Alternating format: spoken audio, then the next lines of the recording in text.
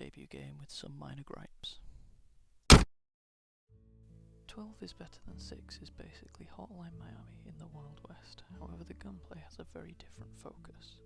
It is more about the way in which those weapons fire. Revolvers need cocking, the bows need time to be drawn, and if you want to use a melee weapon you may as well just stick it in your own face. The reason I say this is you stand a far better chance of winning a melee fight if you don't actually aim at your target. Yeah, because that makes sense. The diverse weapon styles give the combat a varied feel despite there not actually being that many. To make up for this, however, it does have side missions, albeit repetitive side quests which are basically supermarket sweep with rifles in a shooting gallery.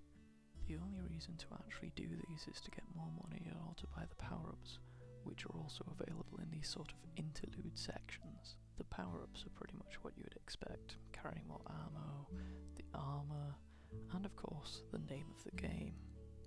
The main missions can get pretty repetitive, though in the mid-sections there is a little bit more variety in terms of the objectives. It's hardly a huge change, it still results in the inevitable death of everyone but you.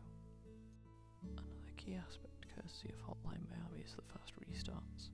These are absolutely critical in a game like this because you're going to die a lot.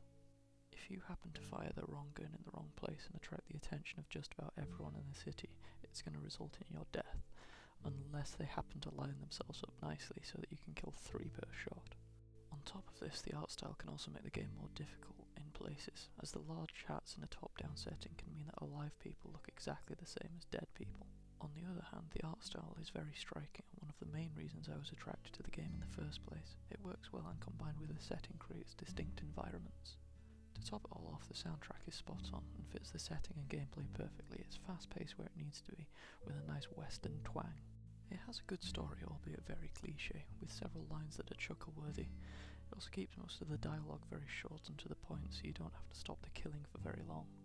There were a few typos here and there, and presumably they were just lost in the translation of the game.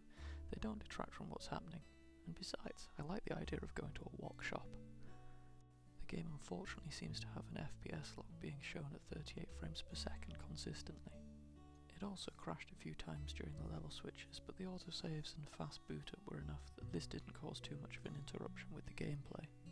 A more critical bug is that on several occasions, for some reason the movement got locked on and I couldn't stop myself running into certain death.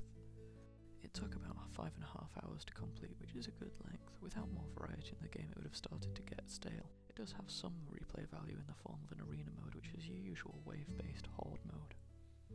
It's currently for sale on Steam at £6.99. I would say it's worth this, and even more so if you can grab it in a sale. A very competent and enjoyable game with using a few new ideas on a formula that works well. 6. Perfect number. Turns out 6 more is pretty good though.